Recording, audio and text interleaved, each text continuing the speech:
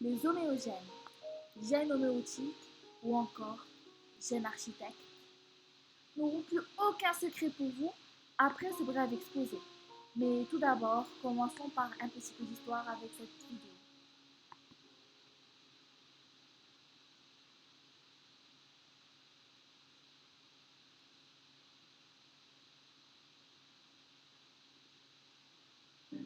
Ce qu'on voulait comprendre, c'est quels gènes sont responsables de la forme du bec et donnent un bec gros et large, un bec long et effilé ou encore un bec court et fin.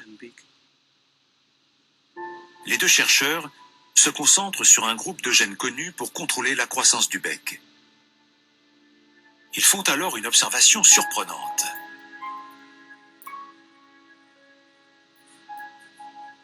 Chez le Géospis à gros bec, un gène homéotique bien précis s'active au 5e jour de développement. Mais chez le Géospis à bec conique, il ne se déclenche que 24 heures plus tard.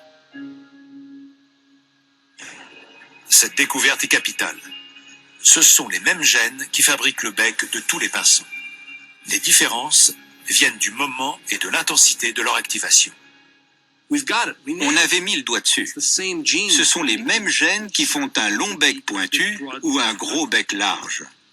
Ce qui fait toute la différence, c'est la puissance du gène, à quel moment il s'active et à quel moment il s'inhibe. Mais l'équipe n'est pas au bout de ses surprises. Ce gène a quelque chose de particulier.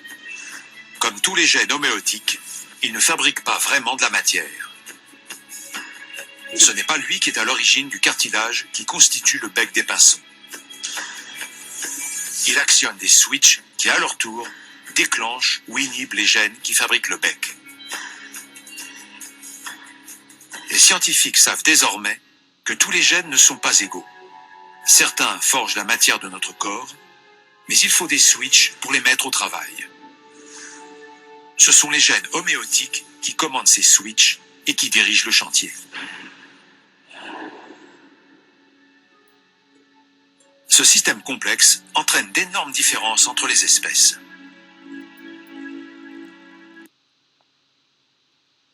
Mais ce que l'on aimerait savoir maintenant réellement, c'est qu'est-ce qu'un gène architecte? Les homéogènes ou gènes homéotiques ont été définis chez la drosophile par les travaux de Edward Lewis à partir de 1948.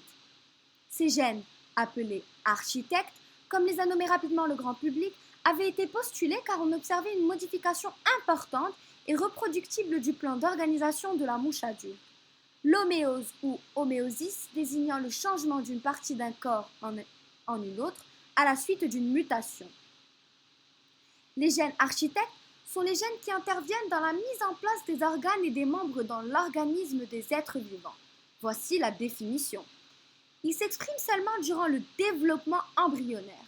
On retrouve chez la plupart des animaux les mêmes familles de gènes architectes. Ils sont non seulement responsables de leur formation, mais aussi de l'organisation des organes. Par exemple, la mise en place de différents organes le long de l'axe antéro-postérieur. Ils ont été découverts pour la première fois chez la mouche drosophile. Leur mutation permet de substituer un organe par un autre. Par exemple, des antennes par des pattes.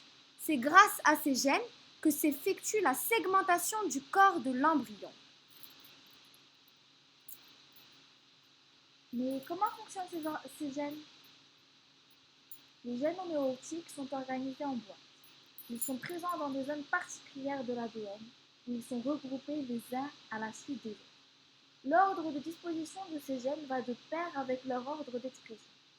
Ainsi, un gène présent au début de la boîte s'exprimera dans les parties les plus antérieures, alors qu'un gène présent en fin de boîte s'exprimera dans les parties postérieures de l'embryon.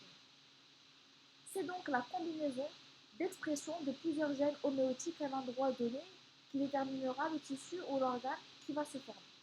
Cependant, les homéogènes, dont la définition repose sur une mutation homéotique, ne contiendront pas forcément toutes ces homéobox, même si, pour l'instant, c'est le cas pour les animaux, mais pas pour les végétaux. En retour, tous les gènes à développement, tous les les homéobox ne sont pas des gènes homéotiques, ce qui est vrai pour de très nombreux gènes de développement. La présence d'une homéobox indique une fonction, exprimée ou non, de régulation de la transcription suite à la fixation de l'homéodomaine sur l'ADN. Une protéine contenant un homéodomaine est donc a priori supposée être une protéine régulatrice. Enfin, il est aussi important d'affirmer que les homéoses ne sont pas que d'origine génétique et n'impliquent pas forcément d'homéogènes. Elles peuvent être provoquées artificiellement chez nombre d'espèces par des greffes ou des traitements chimiques à différents stades du développement. Maintenant, on aimerait savoir quelles sont réellement les conséquences des modifications de l'expression de ces gènes.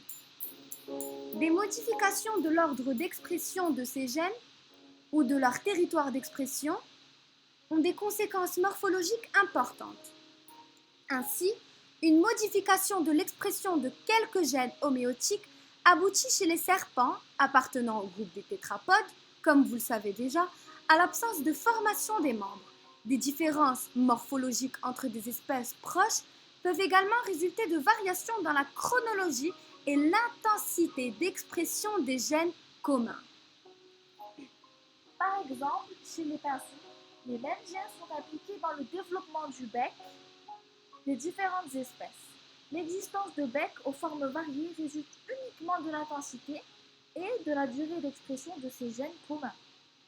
La durée des différentes phases de développement peuvent être modifiées et, par conséquent, la morphologie finale de l'individu l'est également. La taille ou les proportions de l'organisme pourront être différentes. Certaines phases du développement peuvent se prolonger, d'autres ne plus se manifester. Il apparaît donc que des formes vivantes différentes peuvent résulter de variations dans la chronologie ou l'intensité d'expression de gènes communs plus que d'une différence entre les gènes qui s'expriment. En fait, ce sont les séquences d'ADN qui régulent l'expression des gènes qui sont modifiées. Ces données descriptives sur l'expression des gènes OX corrélées à la fonction de leurs homologues ancestraux chez la drosophile, laissaient penser qu'ils devaient jouer un rôle primordial dans l'établissement du patron du membre chez les vertébrés. Des manipulations génétiques ont permis d'estimer leur importance réelle dans la morphogénèse du membre et de poser les bases d'une étude fonctionnelle des gènes.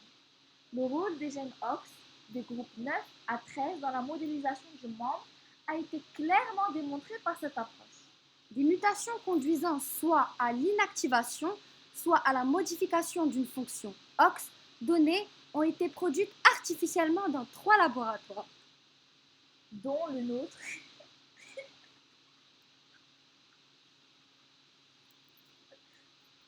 dont un qu'on retrouve à Genève. Donc, excusez-nous. Donc, en règle générale, ces mutations induisent des modifications du squelette appendiculaire qui sont réparties suivant une orientation proximo-distale dans les différents segments du membre.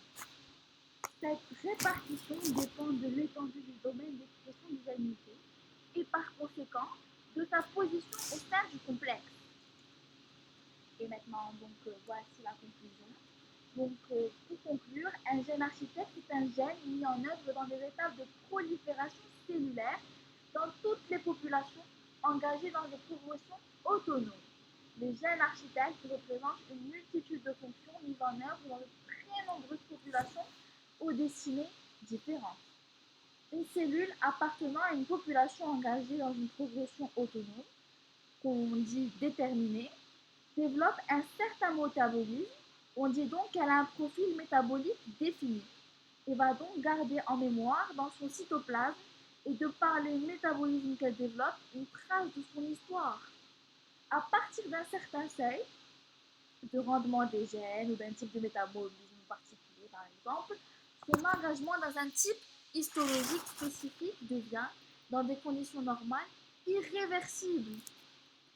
Les cellules engagées dans ce processus sont dites en cours de différenciation, le terme de détermination étant à réserver au démarrage de la progression autonome pour une population, ce qui se traduit par une certaine spécificité des cellules embryonnaires que l'on peut mettre en évidence par des greffes en embryologie expérimentale. Cependant, il reste à expliquer comment les gènes sélecteurs homéotiques des généticiens sont activés de telle façon qu'ils semblent déterminer l'organisation des premiers segments de l'embryon. Une chose est sûre, ces gènes de développement sont nécessaires à la formation et à la mise en place des organes des êtres vivants. Ils sont communs à tous les animaux, mais s'expriment de façon différente, ce qui entraîne de grands changements au niveau des organismes, contribuant enfin à la diversification du vivant. Merci pour votre attention. Segment de l'embryon. Une chose est sûre, ces gènes de développement sont nécessaires à la formation et à la mise en place des organes des êtres vivants. Ils sont communs à tous les animaux, mais s'expriment de façon différente, ce qui entraîne de grands changements au niveau des organismes, contribuant enfin à la diversification du vivant. Merci pour votre attention.